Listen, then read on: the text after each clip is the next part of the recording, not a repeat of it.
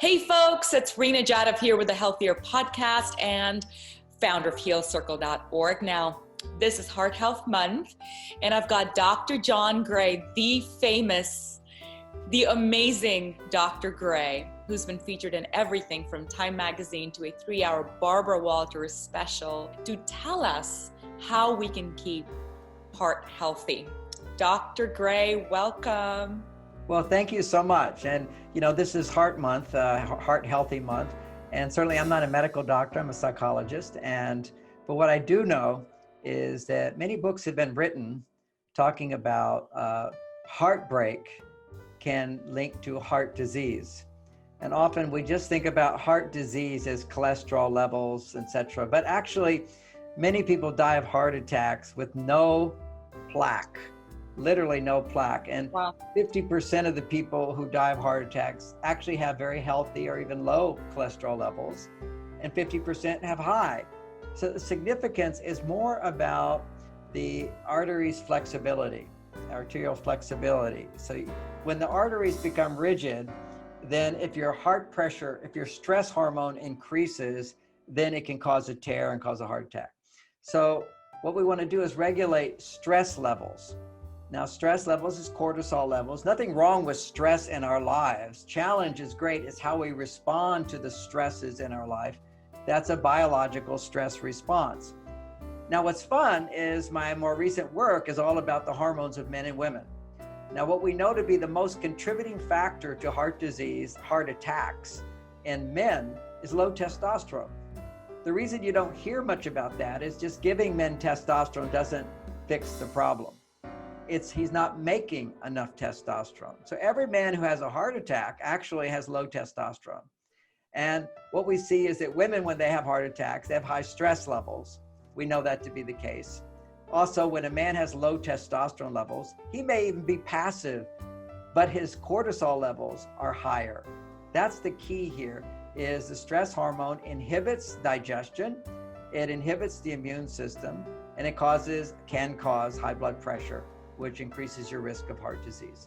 So my suggestion is to see some of the statistics on this is generally a year and a half after a big emotional trauma, an unresolved emotional trauma. Let's say it's a divorce, let's say it's a death, let's say it's a child, let's say it's you lose your job. These things don't necessarily mean you're gonna have a heart attack. How you respond to it, how you deal with it is the whole key. The first book you wrote, Men Are From Mars, Women Are From Venus, that really helped us fall in love again because you helped clarify some of the barriers in communication. So much has changed, John, since you wrote the first book. You're right, we talk about Heart Health Month. Well, heart and love to me are synonymous. So absolutely. What is your one critical insight or tip to those who are watching and listening in terms of how can they bring more authentic love into their lives? Okay, well, the heart opens when our cortisol level and stress hormones go down. And particularly for men, your heart increases when you feel successful in helping others. And for women, their heart opens when they feel successful at getting the love they need, getting the support they need. If you're a woman and you're feeling overwhelmed, stressed, I have to do everything myself, I don't have backup, I don't have support, I have to do it myself, that inhibits female hormones, estrogen and progesterone. And that then causes high cortisol levels, adrenaline responses more and more to life. And adrenaline responses can actually become addictive. The more you complain out loud about how bad life is, the worse life becomes. Your brain just focuses on the dangers. There's a bias that the brain has on danger. Basically, to survive, we have to make sure we don't get involved with something which is dangerous. So dopamine levels go really high when we complain, when we focus on the negative. Now, we may see the negative, but actually you can get out of the habit of focusing on the negative. And this is what people are learning now with neuroplasticity, is just don't verbalize the negative, particularly to someone who you want to fix it or change it. if you can share your feelings, your frustrations, your disappointments, your concerns, without the intention of having someone change. That's the distinction. Therapy, when I have a client in therapy, I want them to share their emotions about their negative experiences, and then they feel better because they're not trying to change me.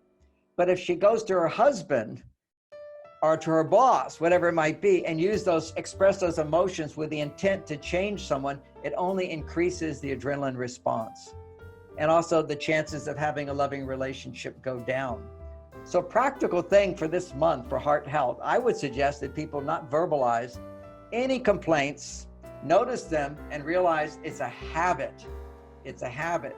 And so as you continue to verbalize it to the people you want to change the situation, actually that neural wiring in the brain becomes stronger and stronger, so you keep looking at things to complain about. They even found that complaining can be addictive. It produces dopamine in the brain. Whenever you focus on danger, what's not good, what's not resolved, dopamine gets produced, and we get addicted to seeing those things. Just like we now know with our cell phones, we get addicted to what's new and different, what's new and different. Well, even more addictive is danger. But the key here is don't ignore the feelings. Talk about them with somebody who you're not trying to change in any way. That then for women stimulates healthy estrogen and progesterone levels, which then lower her stress levels. Women typically, before menopause, require 10 times more estrogen than men. That means she needs to talk 10 times more about her emotions. Oh, I'm so glad you've underscored why women need to talk more. Thank you. Yes, Thank you for giving us the justification for that. Yes, it's so important. Men don't know that. Men live in a world of tit for tat. It's like, well, if you're sharing feelings, then I'll share some feelings. And if you have complaints about me, I've got just as many complaints about you, if not a little more. So we have to be clear about gender differences here. She needs to talk more about her feelings in order to raise her estrogen. But there's an art to doing it. The art to doing it, very briefly, I mean, I've written whole books on this, but the simplest, best technique I've got, if you're going to share frustrations or disappointments to your partner, which you have at times, you want them to know they stepped on your foot, you have to say, ow. So you go to your partner to share negative emotions when they're in you. Clearly not to try to change him, but just to inform him so he can choose to change. So what that looks like is simply going to him and say, the other day when such and such happened, use the least number of words just to set the frame. I had a lot of feelings come up. It's not a big deal. I just want you to know what goes on inside of me and just take that into consideration. And then spend no more than 4 or 5 minutes expressing your emotions.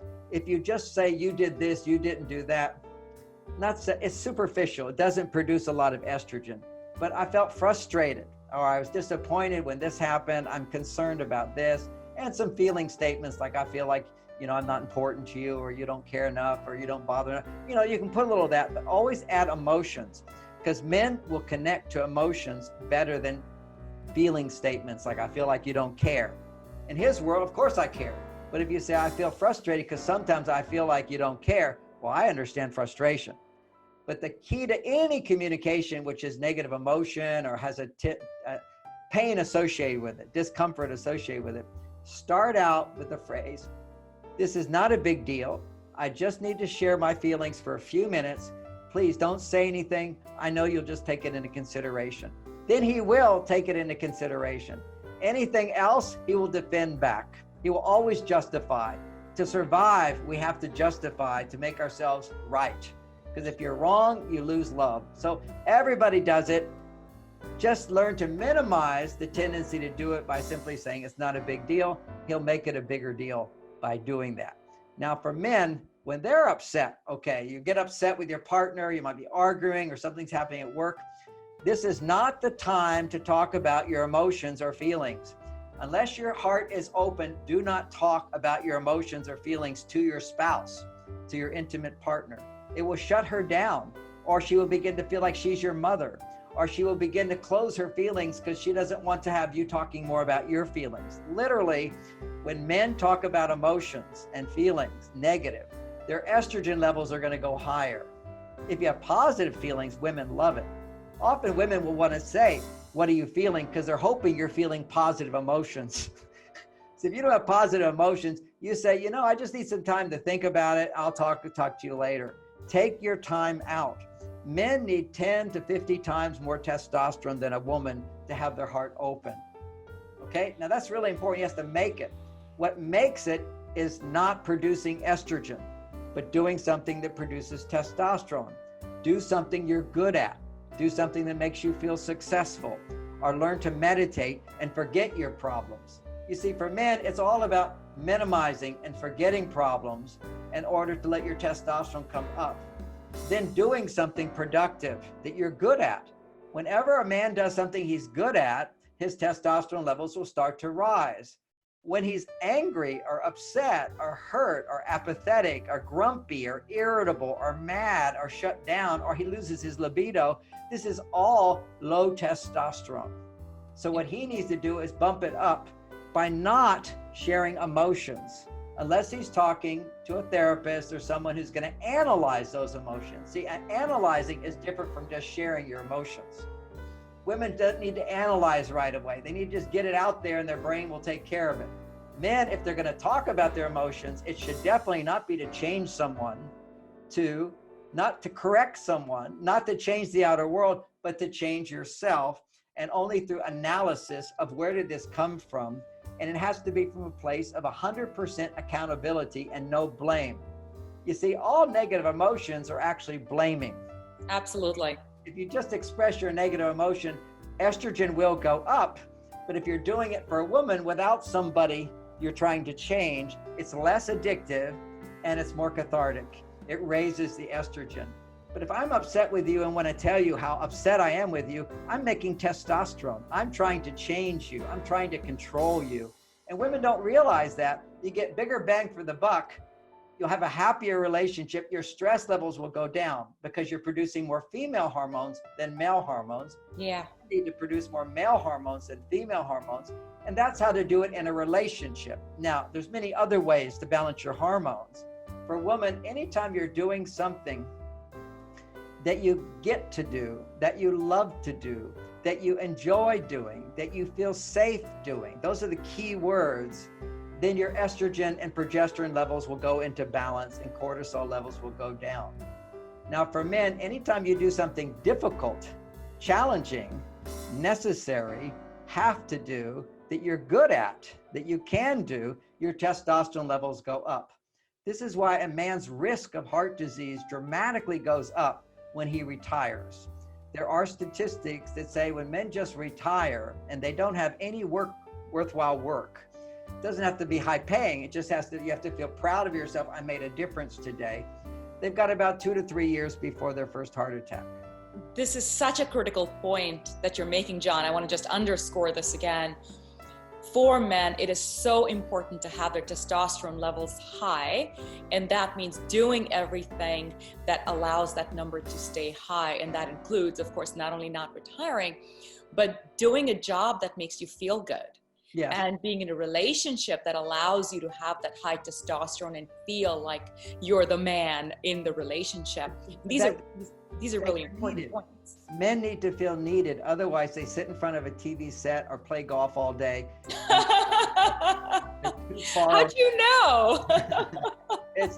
There has to be something I have to do and to overcome some challenge so someone appreciates you. This is part of being a man. And not that you can't have it easy. I'm 68. I work hard, but I have a good time. That's the balance of the masculine and feminine energies. But if I have too good of a time, my testosterone levels can drop. So how does a man then complain in a way that's not going to be testosterone depleting or estrogen maximizing?